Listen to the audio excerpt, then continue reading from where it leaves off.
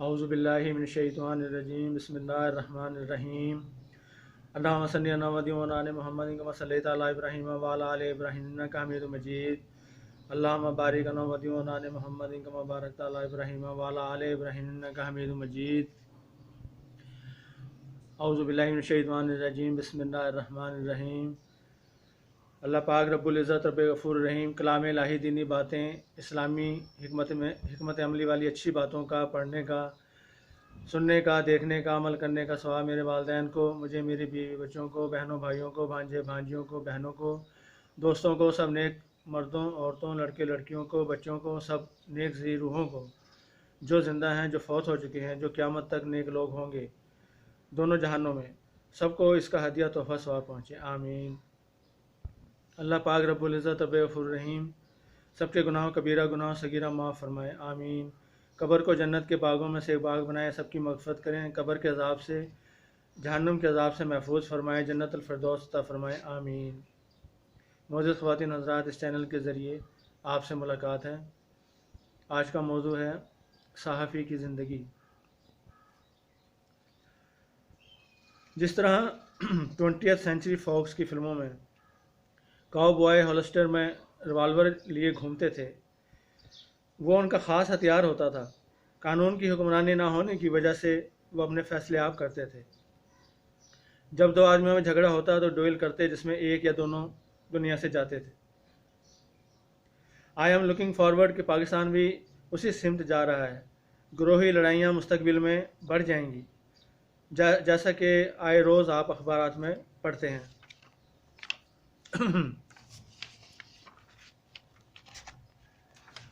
پاکستان کے کئی super star جج کہہ چکے ہیں کہ جوڈیشری سسٹم پاکستان میں اس کی بری حالت ہے۔ 30/5/2020 کے اخبار میں بڑی شہ سرخی، عمران خان وزیر اعظم خود کہہ رہا ہے کہ عوام کا اعتماد جوڈیشری سسٹم سے اٹھ رہا ہے۔ خیر، تو بات ہو رہی تھی خاص ہتھیار کی، تو جب محترم صحافی خدمت میں اپنی ڈیوٹیوں پہ نکلتے ہیں تو ان کا خاص ہتھیار ان کا قلم ہوتا ہے۔ ان کی تربیت ہوتی ہے والدین کی طرف سے، اساتذہ کی طرف سے، معاشرے کی اونچ نیچ سے جو انہوں نے تجربہ سیکھا ہوتا ہے۔ ان کی نیک نیتی، ان کی بہادری، ان کی جاسوسی، ان کی تکنیک، ان کا جذبہ، ان کی نمک حلالی، یہ سب ان کا خاص ہتھیار ہوتے ہیں۔ جب یہ ہتھیار لے کے نکلتے ہیں تو بڑے بڑے لوگوں کی چھٹی ہو جاتی ہے۔ صحافی حضرات ہر رنگ، نسل، زبان، مذہب سے ہوتے ہیں، ہر عمر سے ہوتے ہیں، ہر قوم سے ہوتے ہیں۔ اس میں بوڑھے، مرد، عورتیں، لڑکے، لڑکیاں، بچے سب شامل ہیں۔ جب ایک معصوم بچہ یا بچی کوئی واقعہ آنکھوں سے دیکھ کے بیان کرتا ہے سچائی کے ساتھ تو وہ صحافی کی زمرے میں آتا ہے۔ سب کا مقصد ایک ہی ہوتا ہے، اور وہ مقصد ہے کرپٹ لوگوں کی حرکتوں کو بے نقاب کر کے عوام کے سامنے پیش کرنا۔ عوام کے سامنے کرپٹ لوگوں کے معاملات کو اس لیے لایا جاتا ہے تاکہ کوئی شریف شہری کسی کے دھوکے میں نہ آئے اور اپنی حلال کی جمع پونجی سے محروم نہ ہو اور حالات سے واقف رہے۔ جب الیکشن ہو تو صاف ستھرے شریف لوگوں کا چناؤ کر سکیں تاکہ ملک و قوم ترقی کر سکیں۔ ایک عام آدمی یہ سب کچھ ہرگز نہیں جان سکتا۔ یہ میڈیا ہی ہے جو عوام کو آئینہ دکھاتا ہے۔ اس میں اخبارات شامل ہیں، اس میں رسائل شامل ہیں، ٹی وی، ریڈیو، انٹرنیٹ اور موبائل اور دوسرے اور بہت سے ذرائع۔ پولیس کے قابل افسر اور اہلکار اور جاسوس جب کسی جرم کا سراغ کسی وجہ سے نہیں لگا پاتے تب کسی صحافی، خواہ مرد ہو یا عورت ہو، ان کی رپورٹ کام دے جاتی ہے اور بند فائلیں کھل جاتی ہیں اور مجرم پکڑا جاتا ہے۔ اس لیے صحافی حضرات کو پولیس کا داہنا ہاتھ کہا جاتا ہے۔ اب تک بہت سے صحافی، جن میں مرد بھی ہیں، عورتیں بھی، لڑکے بھی، لڑکیاں بھی، بچے بھی، یہ سب مجرموں کے ساتھ ڈویل میں اپنے فرض کی ادائیگی میں شہید ہو چکے ہیں۔ ان کا تعلق زندگی کے صرف ایک شعبے سے ہے جس کا نام صحافت ہے۔ باقی جو لوگ ملک و قوم کی خدمت سر انجام دیتے ہوئے، نیک کام سر انجام دیتے ہوئے شہید ہوئے ہیں، وہ ان کے علاوہ ہیں،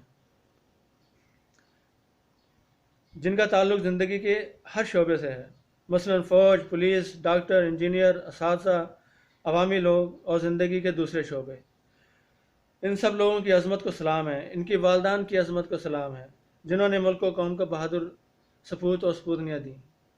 सहाफ़ियों को मुख्तलिफ़ तरीक़ों से ब्लैक मेल भी किया जाता है, उनको खौफनाक धमकियाँ दी जाती हैं, उनको चमक पेश की जाती है जो लिफाफों से लेकर सूटकेस तक होती है।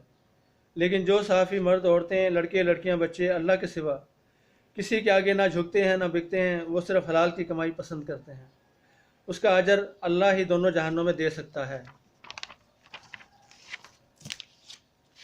पब्लिश इदारे से वाबस्ता लोग और सहाफ़ी दिन रात की ड्यूटी पर होते हैं।